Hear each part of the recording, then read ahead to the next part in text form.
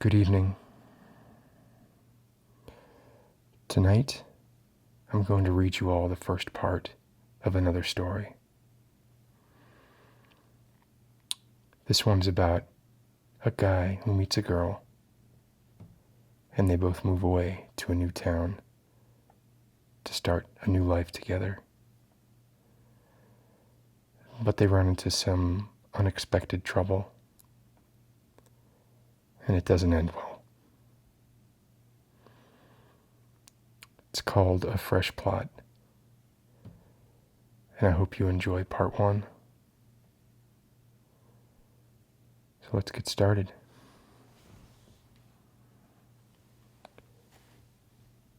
A Fresh Plot, Chapter 1, The Bubble and the Bar. Part 1, The Bubble. It was the third week in January, and Sean Gooding fully expected to live through the year. It wasn't an unreasonable assumption.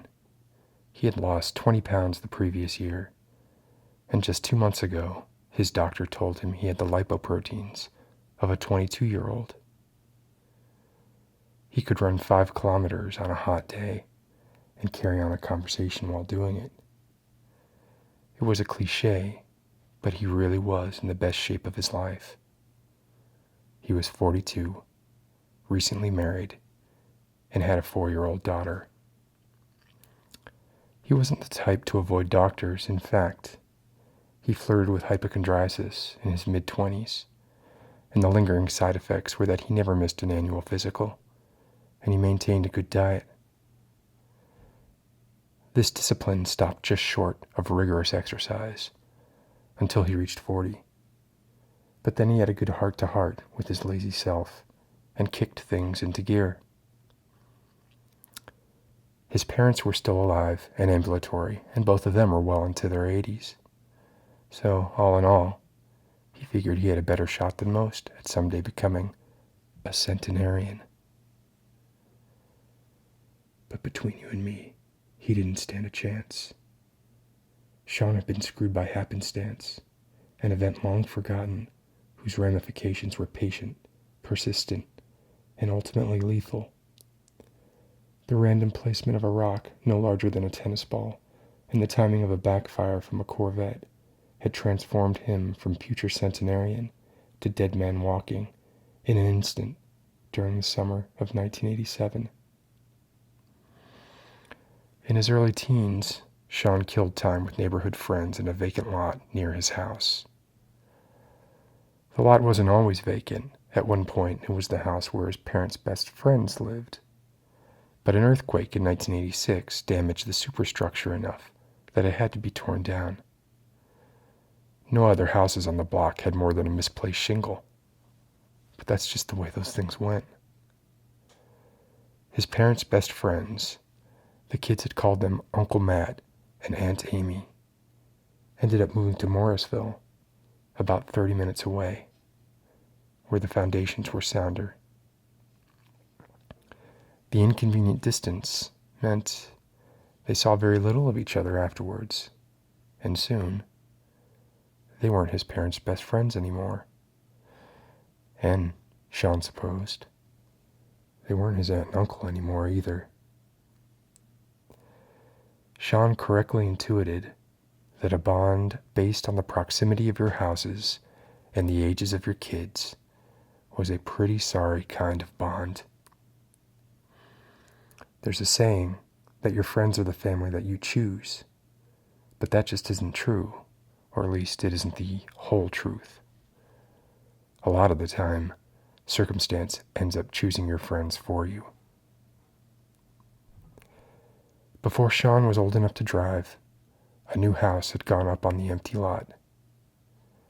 It was built in a Mediterranean style that didn't fit in well with the more traditional houses surrounding it. But for a few years prior to that, the lot had sat undeveloped. 2 acres of grass and gravel, peppered with long-forgotten cinder blocks and loads of possibilities. It was the perfect place for kids to congregate, talk trash, and occasionally play a pickup game of softball. And so Sean did, many times, but most of all during that particular fateful summer. One balmy day in August, a day that no one would have called portentous, Sean and his ad hoc softball team, the Ballbusters, had a run of good luck. Their pitcher, Scott Jeffers, had decided on the team name. Sean thought it was pretty stupid, but hell, Scott went on to write ads for Adidas, so maybe he knew something Sean didn't. They had played and won 2 games against the First State Home Runners, a much better name in Sean's opinion, and they were well on their way to winning a 3rd, when Eric Crenshaw, a 16-year-old neighborhood hooligan with a heart of crap, buzzed past the empty lot in his 1984 jet black Corvette, doing at least twice the speed limit. Scott Jeffers threw a screamer to Sean at third base, which was fashioned, like the rest of the bases, using seat cushions from Sean's parents' patio furniture. And that would have cinched the inning, and most likely the game, just as Eric's roaring raven approached. Sean turned to gawk at the speeding car, his head swimming with envy, hate, and a little bit of gear lust.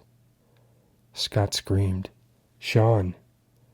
loud enough for Sean to hear it over the gunned big block, and Sean whipped his head back just in time to catch the speeding softball with his left eye socket. The contact made a noise in Sean's head, not unlike the sound made when a poorly lined up but enthusiastically swung 9-iron connects with a golf ball. The pain was intense and disorienting, but nothing insidious in and of itself. The real problem came about because Sean blacked out, slumped to his knees, and toppled backwards, conking his head on the aforementioned tennis ball-sized rock. The rock compressed a blood vessel in the back of Sean's neck, just a bit.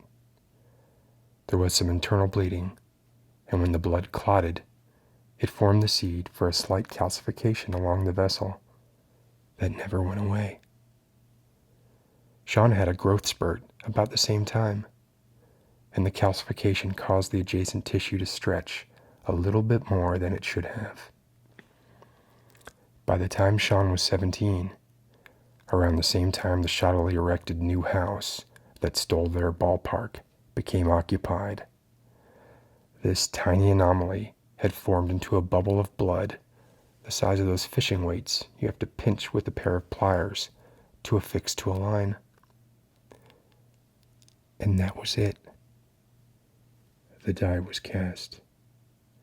Sean would never have made 50, fitness buff or not. Even if he had survived his first month in Alders Grove, he had 5 years max before, and excuse the on-the-nose nature of this phrase, his bubble burst. So don't go feeling too sorry for the man. Save your sympathy for his wife. End of part 1.